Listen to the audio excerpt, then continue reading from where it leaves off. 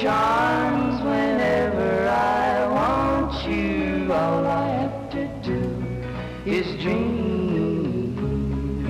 Absolutely beautiful. The harmonies are sublime.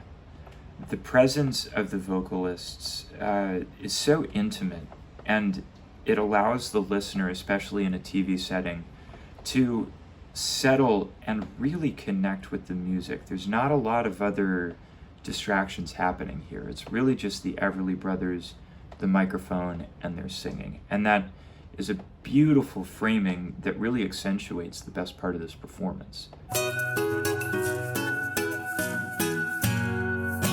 What's up, everybody? Welcome back to the channel. My name is Fred. I'm a singer-songwriter who lives in New York City, and I perform music on the streets to people I've never met before. So I'm supremely interested in live performance, what makes a good performance, and what we can learn from other people's performances to hopefully bring back into our own practice. Today I have a marvelous video from a group, I should say, that I'm sure a lot of you are familiar with.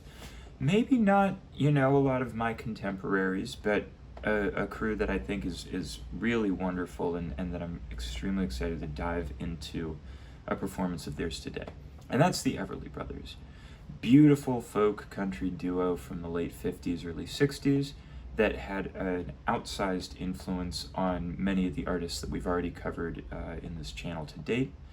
And I can't wait to tie some of the things that we see in today's video into the themes that we've seen later on, especially in the Beatles videos and in the David Bowie video. I think there's a lot to connect to there.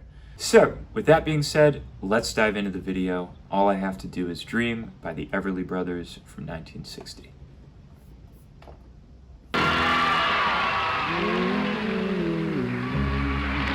Dream, dream, dream, dream.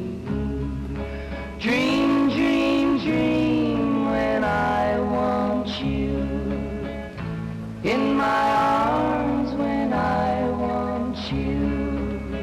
And all your charms whenever I want you. All I have to do is dream.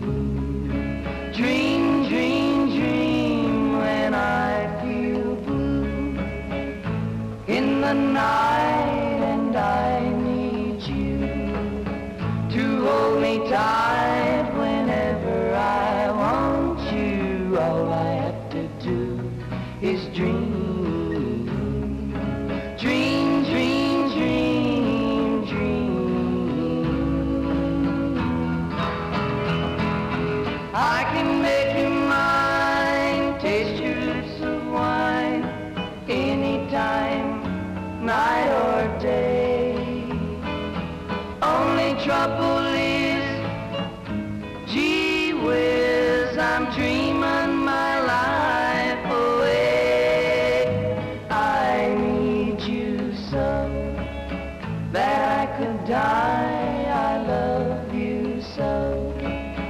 And that is why whenever I want you, all I have to do is dream.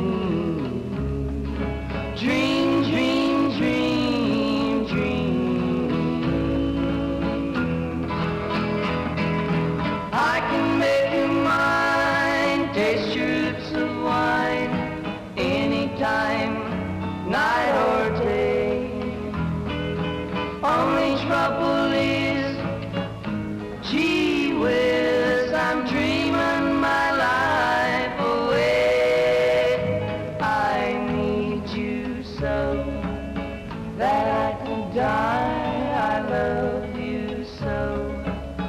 And that is why whenever I want you, all I have to do is dream.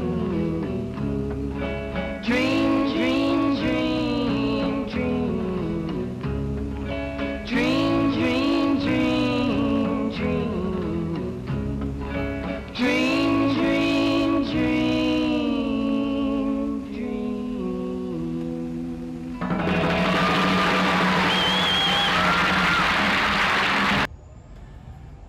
Boy, that's beautiful. That's one of my favorite songs of all time, and this performance gives I think, a great view as to why. The harmonies are sublime. The presence of both of these performers in this context is incredible. Their focus, their commitment to producing the best musical quality, the best quality of music possible, is something that I think can be a model to any performer off the bat. But there's so much context to talk about with regard to this performance, with regard to the Everly Brothers, with regard to the time period that they were performing in, the late 50s, early 60s. Let's get into that. Let's do our little history lesson to contextualize this performance against what we've seen with some other videos in the channel. So this was off a UK tour in 1960, April of 1960. A little bit of a tragic note to begin. The backing band is actually Buddy Holly's Crickets. This was about a year and a half after Buddy Holly tragically passed in an airplane accident. But the relationship between Buddy Holly and the Everly Brothers was really strong, and they both represented a little bit of a transition from a folk country sound that really defined the World War II and immediate post-war era, that evolved into rock and roll and was interpreted by the Beatles, by the Stones, by the Beach Boys, and became the rock explosion and teenage culture and the social revolution to follow. But we are not at that social revolution point yet. We've looked at the 60s while that revolution was sort of happening or beginning. We've looked at the 70s and 80s as the effects of that revolution had taken hold and we started to see progression into new cultural periods. But this is the first performance where we're really seeing, before that revolution is starting to take hold, what the pre-Beatles world looked like, especially Beatles being a turning point in that revolutionary period. So April of 1960, Kennedy's just been elected on the back of the televised debates with Richard Nixon. So television in and itself as a medium is in full force in the American consciousness. I love talking about World War II as a turning point in the 20th century American culture because of the GI Bill and the domestic effects in terms of creating a lot more socioeconomic mobility for the average American. Really, when you look at Manifest Destiny maybe as the version of the American dream in the 1800s. Well, in the 1900s, it's a little bit more tangibly based around education, employment, housing, family, appliances, disposable income, that we see now in the present day in 2025. We see reflections of that still exist, but also very much so we see where that dream no longer exists. And it's a really interesting comparison between the present day and the 1950s of when, coming out of World War II, coming out of the dropping of the atomic bomb, again, our history lesson, we talk about the Marshall Plan, we talk about America beginning its journey as a true economic powerhouse, helping Europe rebuild after the decimation of World War II, and the implication economically, but also then America being able to evolve as a cultural exporter, and music being an enormous cultural export, that when we look at the Everly Brothers, once their American popularity had faded, their popularity in places such as the UK or Canada still went strong on the basis of this American cultural and economic machine that had been created. So this is one of the reasons why the 1950s is so interesting to me, is because by the 60s we're starting to poke holes in this, this American dream. But in the 50s it was in full force, and that leads to a type of earnestness that shows in the Everly Brothers' music that is absolutely gorgeous. So that's the first point here. The second point is that the Everly Brothers represent an amazing transition between country music and rock and roll. Country music alongside, or as we can look at it as hillbilly music, alongside race music, which ended up developing into R&B and soul music, became the first two primary market divisions of commercial music in the United States. And when we look at the cultural export of the United States, when we look at music of the United States and why the music industry has seen such economic success, one of the reasons is that they were able to define these target markets and produce musical outputs that resonated with the qualitative needs of these cultural groups, in this case hillbillies and African Americans, and create an economic machine based off of the success of these cultural groups. So if you think about in the 30s, 40s, and 50s, early 50s, how country music and the Nashville sound created a very clear commercial delineation for the type of music that would be created for that target group. Well, now we're starting to evolve a different type of consumer, and that is teenagers. The teenager target market being created out of this broader economic success fostered by the GI Bill and the post-war boom,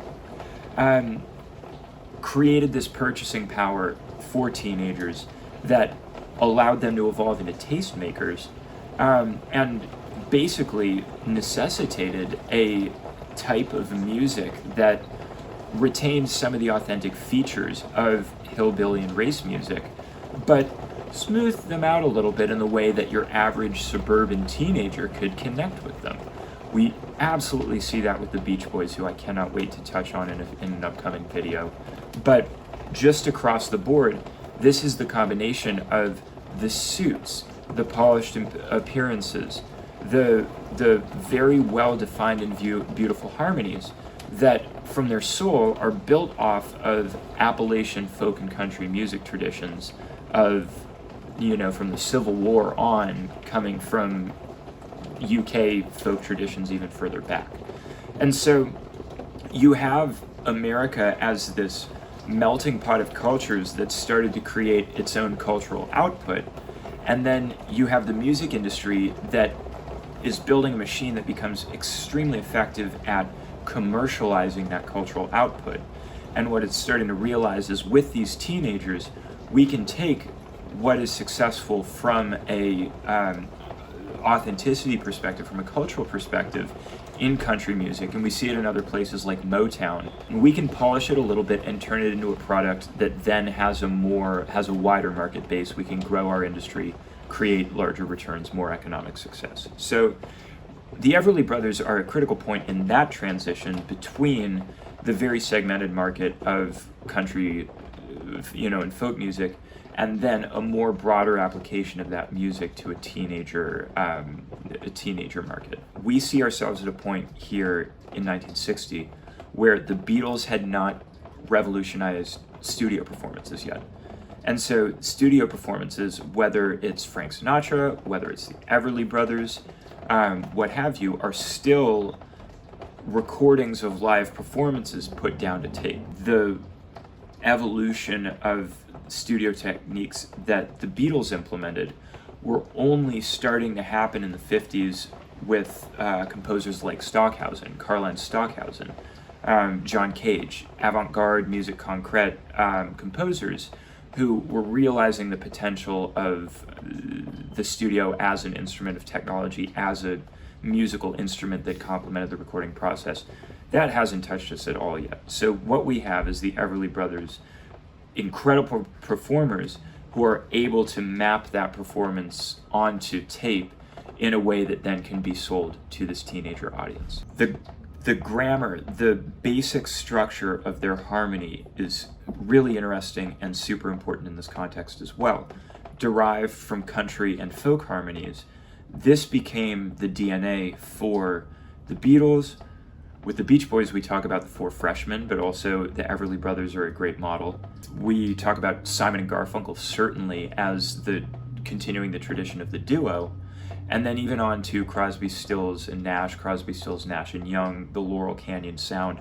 All of that has evolved from this country rock and roll fusion that the Everly Brothers are at the heart of. And we talk about the polish, and even on to David Bowie, when he's getting into Young Americans in that video, he's presenting the genre of music as plastic soul. He Bowie understands the packaging and the sheen that has been placed on these authentic styles of music that enables their commercial distribution.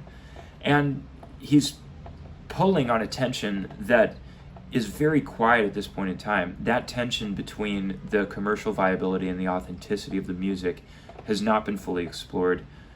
Right now, those two things are living in a degree of harmony that mirrors the harmony of the American economic system coming out of this post-war period. So it's an amazing time capsule for looking at the cultural and economic forces of the past 15 years and understanding that within the next 4 years from this video itself, we are going to see an absolute overhaul of all the social systems that have been counted on for, since the turn of the 20th century. That's most of the context. The Everly Brothers was the first music that Warner Records released in the United Kingdom, so of course not the first American music that had been released in the United Kingdom, but it goes to show that those cross-cultural, cross-country connections were still being built. American music was being imported to the United Kingdom, and then with the British invasion in 3 or 4 years, the United Kingdom will have shown its ability to internalize those styles of American music and deliver them back to American audiences in a slightly adapted but still very commercially viable form. One of the other models in that regard that I also will get to at some point is bossa nova music, and the wealth and beauty of Brazilian music as another theme for us to move towards in this channel. Bossa nova is a very similar cultural product of a country incorporating American themes, American styles, and American commercial viability, connecting their own folklore traditions to that American product, and then redelivering it to American or even domestic or global audiences with that slightly adapted format.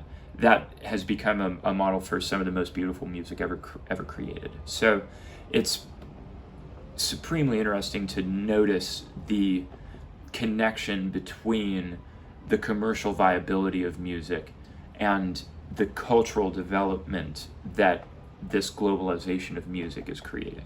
Finally, the Everly Brothers enlisted in the Marine Reserves in 1961, continuing a tradition that goes back to Elvis of military service, functionally killing off a successful recording artist's career, at least for a period of time. And after 61, they never really saw the fame in the same level of fame in the US, though their popularity continued in other parts of the world. And again, that just illustrates the type of changes that were bound to come in the next 3 to 5 years. So let's get back into the music, let's get back into the performance, and point out some specific bits that are really interesting about what the Everly Brothers did here. Dream, dream, dream, dream when I want you in my arms, when I want you, and all your charms whenever I want you. All I have to do is dream. Absolutely beautiful. The harmonies are sublime. The presence of the vocalists is so intimate, and it allows the listener, especially in a TV setting, to settle and really connect with the music. There's not a lot of other distractions happening here. It's really just the Everly Brothers, the microphone, and their singing. And that is a beautiful framing that really accentuates the best part of this performance. I think it's really interesting to note that here we see the same suits, we see a similar presentation to the Beatles, although the haircuts are different, and that is a pretty significant differentiating factor if you think about it. The fact that the Beatles were willing to be rebellious with their haircuts in the context of the slicked back country style that really was popular in the 50s, valuing conformism, following the process, following the American dream, the themes that we discussed. But that being said, it's calm and it's absolutely gorgeous. And for me, I don't want to say that this is what is missing in a lot of modern music. I hope performers feel the license to bring the music to this level of focus and calm and intimacy, because something is lost if you only see the ability to ramp the energy up. That creates tension, and to ramp it back down in a context that focuses on the inherent beauty of the music creates for a release of that high pressure tension, the tension of day-to-day life. And so this is music that asks you to take a step back and reflect and connect to your emotions and something deep within yourself. And that's present in a lot of beautiful music, and is something that I hope more performers feel the license to activate in their own performances. Let's skip over a little bit further and see if there's anything else. I especially like how when they transition into the B sections of the music, they create contrast, and we'll see that here in just a second. I Could Make You Mine, Taste Your Lips of Wine, it opens up into a larger picture that then we bring back into this focus message for, to close the song out. So let's check that out. Forgive the sirens, my goodness, New York City, doing the most every single day of the week. To do is dream, dream, dream, dream, dream. I can make you mine, taste your lips of wine, anytime, night or day. Only trouble is, gee whiz, I'm dreaming my life away. I need you so that I could die. I love you so, and that is why whenever I want you, all I have to do is dream. Dream, dream, dream, dream. Dream, dream, dream, dream. Dream, dream, dream, dream. Beautiful.